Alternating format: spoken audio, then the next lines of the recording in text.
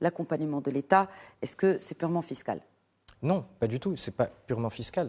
Il y a la loi de finances qui gère la fiscalité, mais là, il y a un accompagnement direct à l'investissement avec des subventions qui sont octroyées dans le cadre de cette nouvelle charte, des subventions directes. On a la charte qui a été aujourd'hui élaborée, qui doit passer au Parlement, qui a été présentée devant Sa Majesté. Elle est prête, elle est finalisée. Il faut qu'elle passe au Parlement. Pour pouvoir être vraiment prête, il faut qu'elle soit votée et travaillée. Mais par contre, le travail et le dispositif de soutien, lui, il est prêt et a été présenté à Sa Majesté le Roi, que Dieu l'assiste.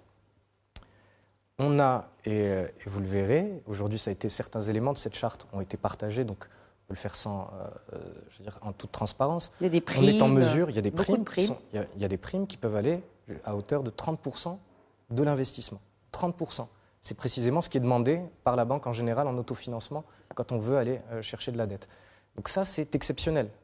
Ça n'a jamais existé auparavant. Une prime qui pouvait arriver jusqu'à 30% du CAPEX déplafonné, c'est vraiment la volonté de créer un choc positif pour encourager le secteur privé à investir, en disant, regardez, l'État croit dans vos investissements et va mettre à vos côtés de la subvention directe, va vous donner les moyens de pouvoir investir de manière plus sereine. Ces primes-là, ensuite, elles ont été travaillées pour essayer de répondre aux objectifs qui ont été placés dans le nouveau modèle de développement, à savoir le développement durable, la parité genre. Donc c'est un ensemble d'objectifs et donc on va pouvoir utiliser ces primes pour aller justement chercher ce que vous aviez mentionné au démarrage, ce développement qui est un développement durable. Donc c'est un accompagnement qui est à la fois direct à l'investissement, mais aussi orienté pour aller chercher ce que veut créer le Maroc comme société de demain et à horizon 2035 dans le cadre du NMD. L'accompagnement ne suffit pas, financier ne suffit pas. Est-ce que l'État ne risque pas de perdre de l'argent? C'est un gros risque que prend l'État en subventionnant autant. Et si c'est tout cet argent qui a été débloqué pour subventionner ne sert pas finalement à créer de l'emploi et de la richesse. Non. Comment s'assurer qu'il créera vraiment de l'emploi et de la richesse et que cet argent sera utilisé à bon escient, pour résumer? De toute façon, l'État ne dépense pas sans contrôler. Ça, c'est le premier point. Ça existait auparavant. Ce qu'on a créé dans le cadre du plan d'accélération industrielle, c'était aussi le même principe. Mais tout a été contrôlé. Donc quand vous dites, mais il faut s'assurer que ça crée de l'emploi, c'est évidemment l'un des premiers critères. Quand vous recevez un projet d'investissement, quand vous recevez de l'emploi pérenne, toujours. Mais il y a des définitions pour ça. Il y a des contrôles qui sont réalisés.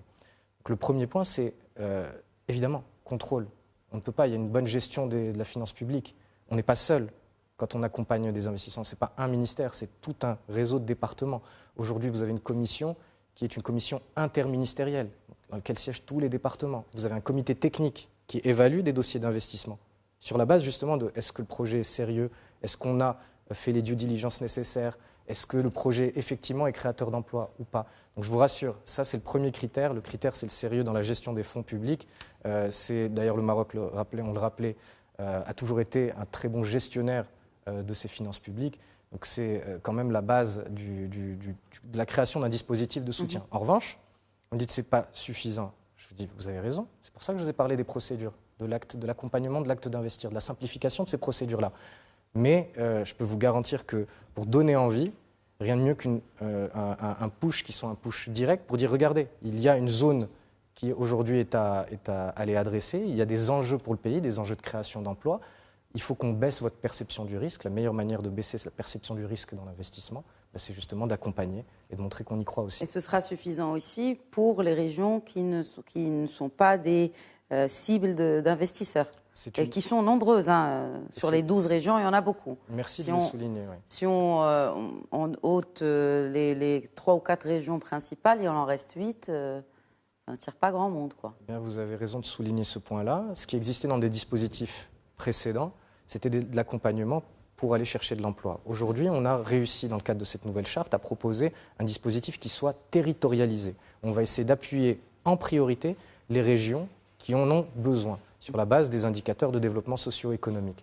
Donc on a une catégorisation de ces différentes provinces pour essayer d'accompagner celles qui sont plus en souffrance.